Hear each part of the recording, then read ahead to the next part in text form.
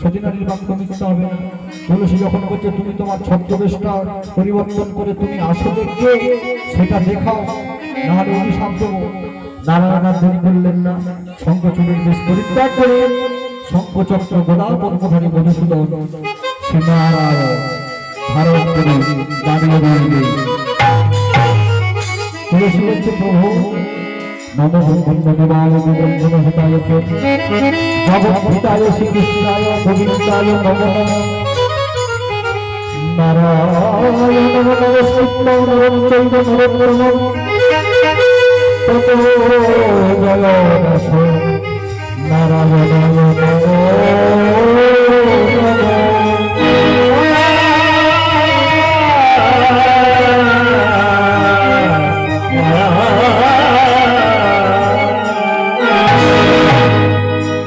প্রভু তুমি এসেছিলে আমার স্বামীর রূপ ধারণ করে আমাকে ছেলেটা করলে আমাকে ভয় করছিল আর মহাদেবকে ত্রিশূল দিয়েছ আমার স্বামীকে নিধন করার জন্য। জগতে তোমার নাম না পতিত পাবন করুণাময় করুণা সিন্ধু, এই তোমার করুণার পরিচয়, এই তোমার বিনয়ের পরিচয়। আমার তো মনে হচ্ছে তুমি করুণাময় নয়।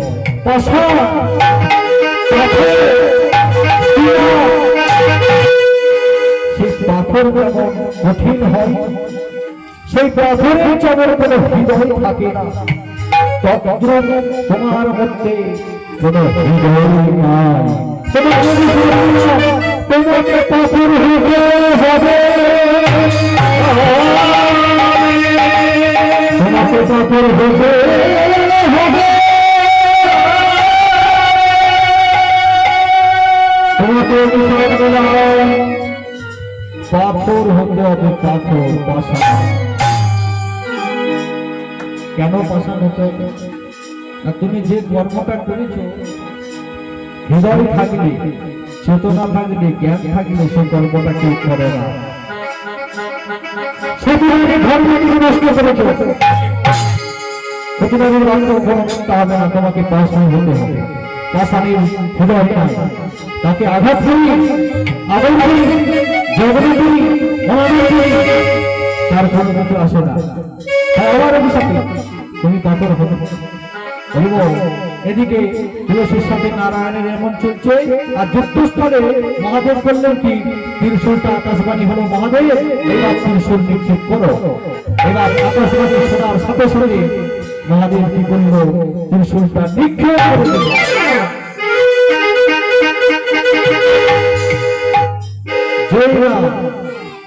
মহাদেব ত্রিশূলটা ছেড়ে দিয়েছে। ত্রিশূল ছুটতে ছুটতে গিয়ে একবারে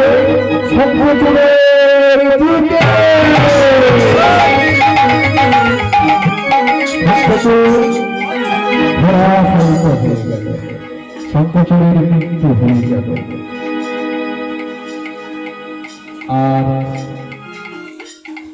নারায়ণ তখন তুলসীকে বলছে, তুলসী ওই দেখো স্বর্গে ধ্বনি উঠেছে, দেবতাদের মধ্যে কত আনন্দ হয়েছে, দেবতারা আবার রাজ্য ফিরে পেয়েছে।